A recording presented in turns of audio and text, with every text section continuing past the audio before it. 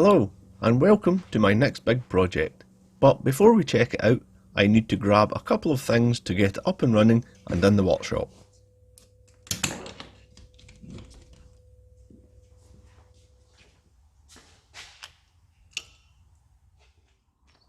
So I bought this very poorly CRX a few months ago, as I felt really sorry for it sitting on its previous owner's driveway for the best part of 20 years. Plus, I've always really wanted one, so that's all the motivation I needed to buy it. Now, let's get it fired up and into the workshop where we can go over it in a bit more detail.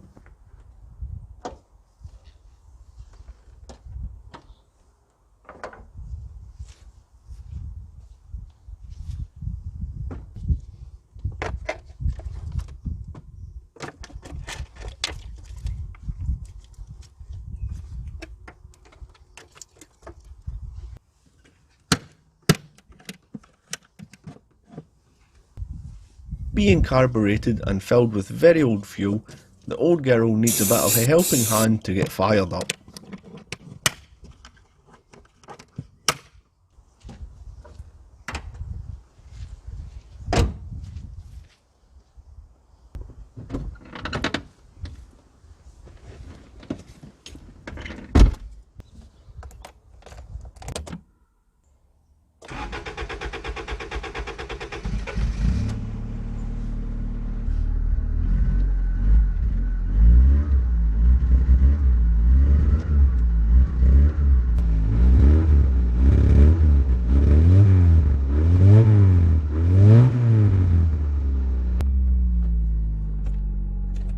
Well, it's running, albeit not very well.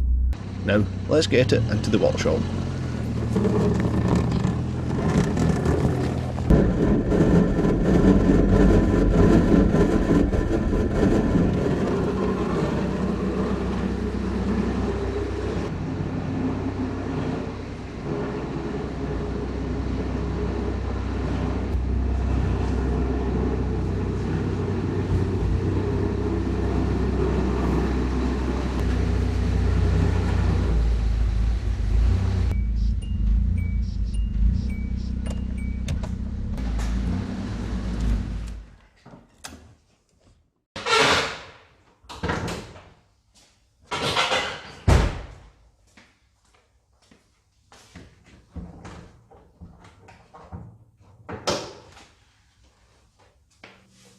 So now that we are in the workshop, let's talk a little about the car.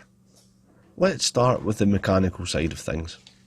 It's currently running a D15 1500cc 16 valve single overhead cam engine with twin Keihin CV carbs. It produces 99 horsepower and 93 pounds-feet of torque. Well, it did when it left the Suzuka plant in 1991, so it's anyone's guess now. And delivering all of this tremendous power to the ground is a 4-speed automatic gearbox. Now on to the exterior. As I said before, the car is a 1991 Honda CRX 1.5X and was for the Japanese market only. This one was imported to Scotland in 1995, and as you can see, our climate has not been kind to it.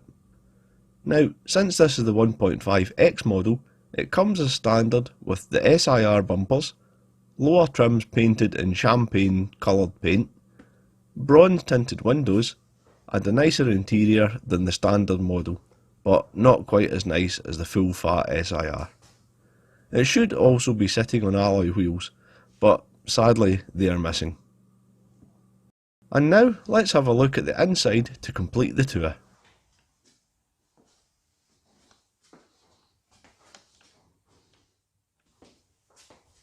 So at the rear we have a surprisingly spacious boot complete with spare wheel, toolkit and a few rust holes.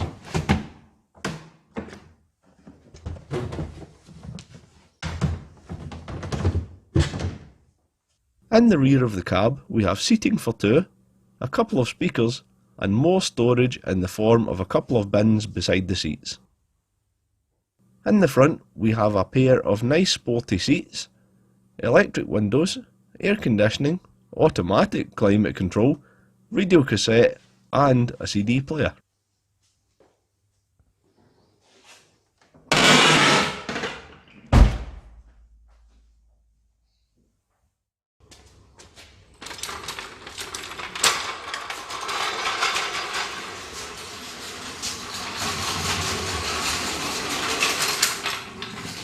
Now it's time to get the car jacked up and see what awaits us in the wheel wells.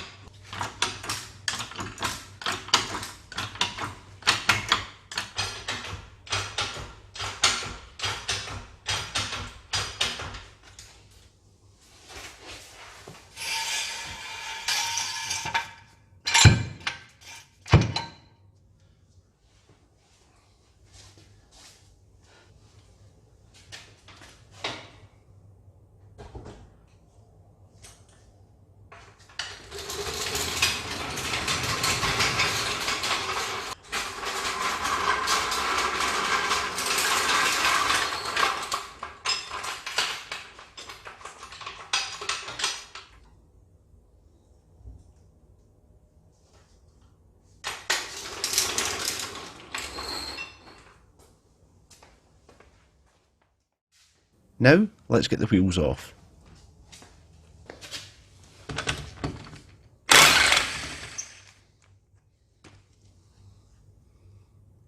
You know things are really bad when your nuts are in this condition.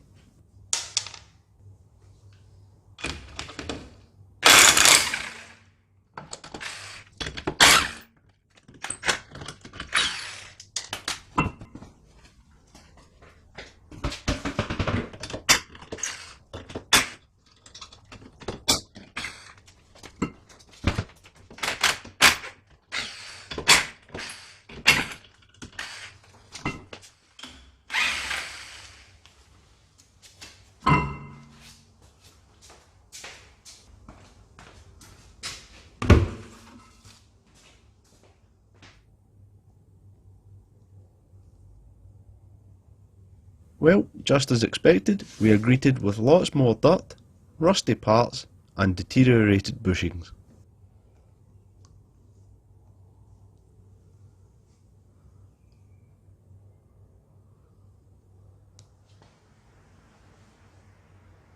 And the same also applies to the rear end.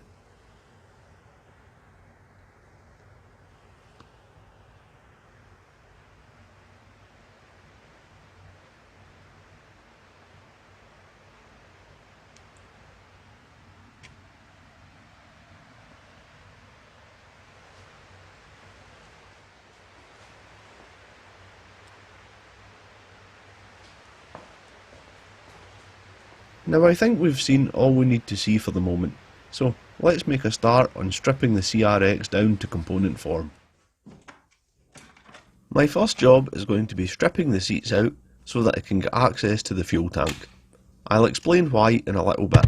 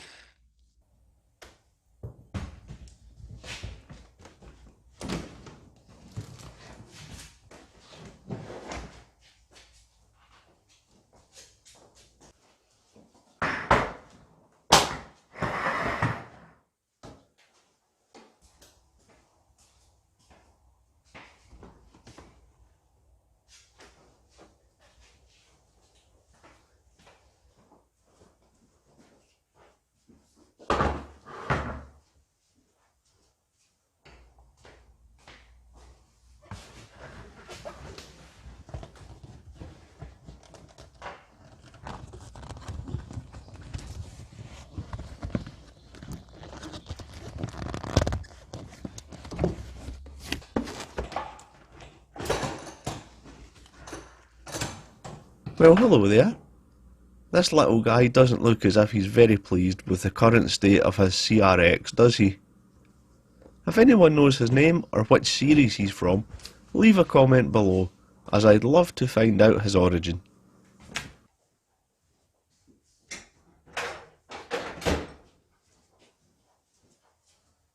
So why take the seats out to get to the tank?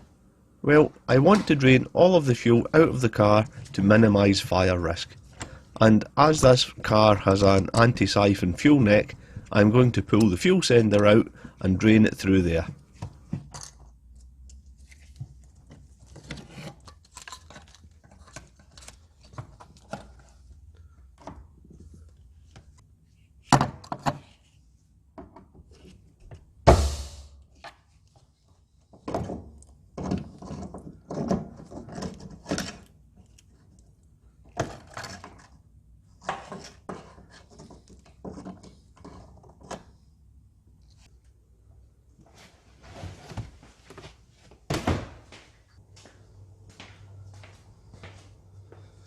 Well, with the amount of rust on the sender, I'd say it's probably toast, and will need replaced. Hopefully the fuel tank will be in better condition.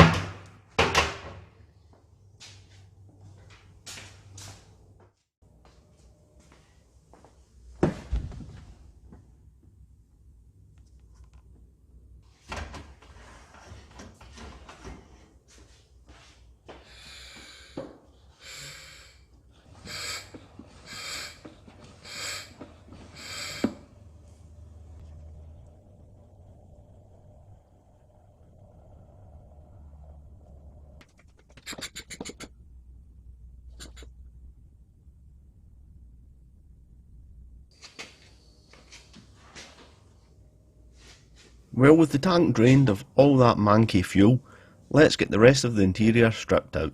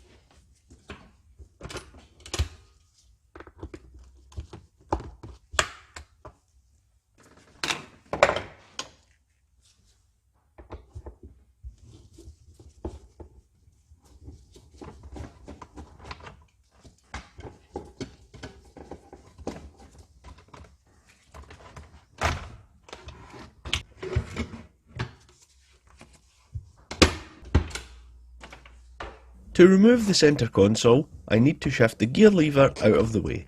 and to do that I need to unlock it with the key.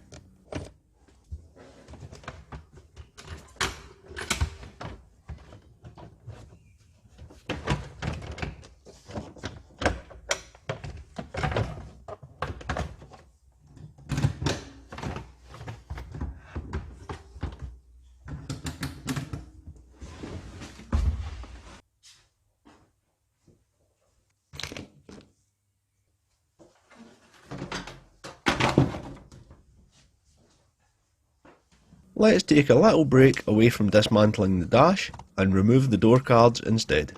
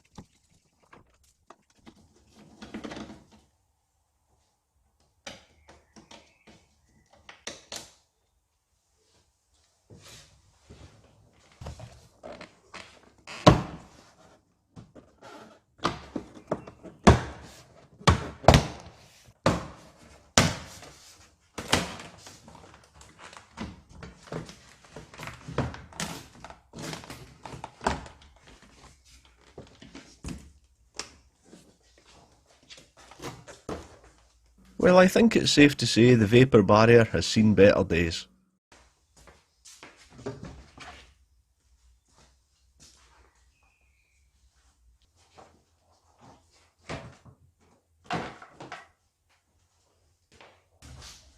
I really like these old stereo systems where nothing is multifunction. Each button only has one job to do, so you end up with masses of them. Lovely.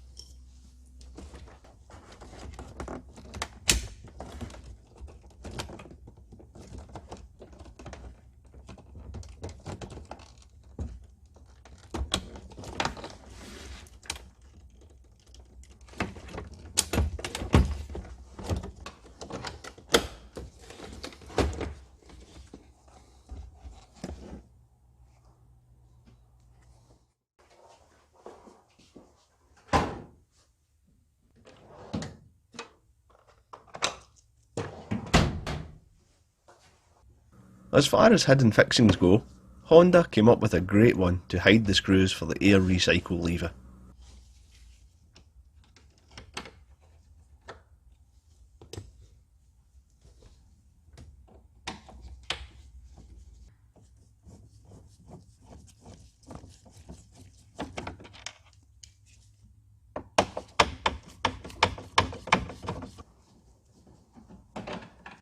So at this point you're probably thinking, why is he taking the dash out?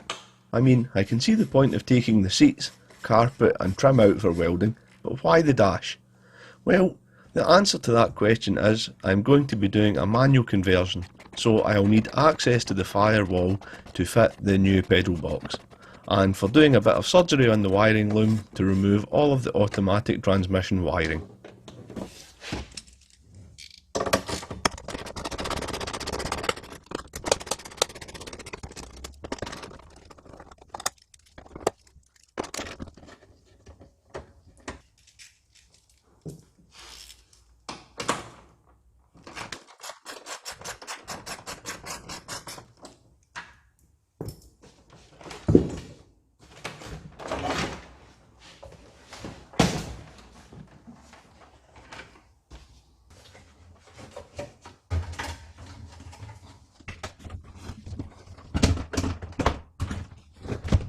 Yeah, I know what you're thinking. How much more awkward could I have made that job for myself?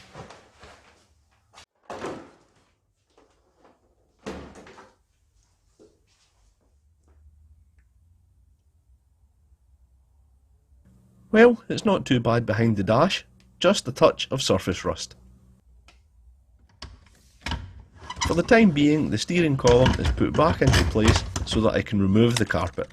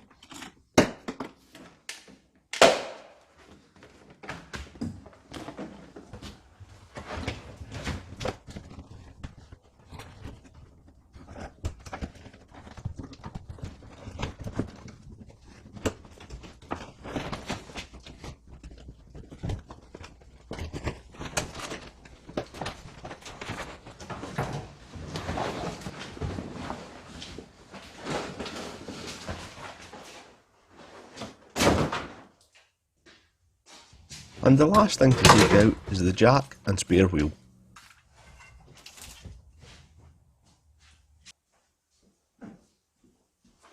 Well, that's the interior finally removed from the CRX, and now we can clearly see what we are dealing with.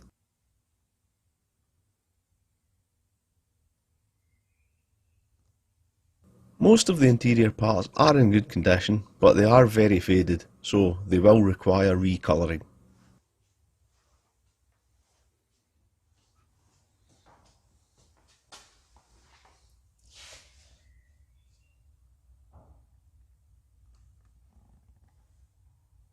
The driver's side floor pan is in really good condition, so no real work needed in this area.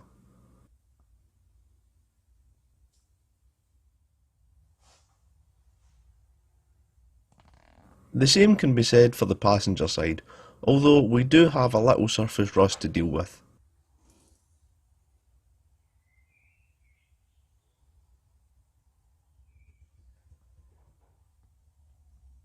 The rear seat pan and fuel filler neck are in perfect condition. The problems really begin when we get in the boot. We have a rusty hole in the spare wheel well,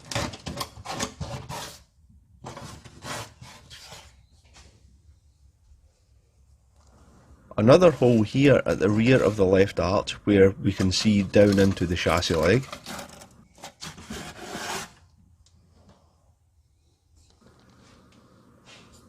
A little more surface rust down here. And over here on the right, well, we basically have nothing left, so there's going to be some serious fabrication ahead of us, methinks.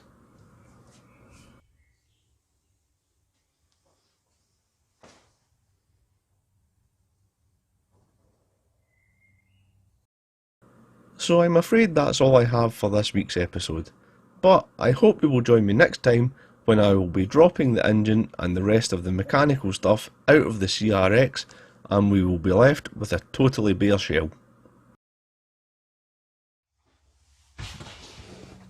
And as usual, a massive shout out goes out to all of my awesome supporters over on Patreon. With their support I am able to keep bringing you these restoration projects, so we owe them all a great deal of thanks. And if you'd like to contribute to keeping the channel going and have access to all the behind the scenes footage and be included in the decision making process for the new projects, then please jump across to my Patreon page and have a look around. Anyway, I'll see you all next time.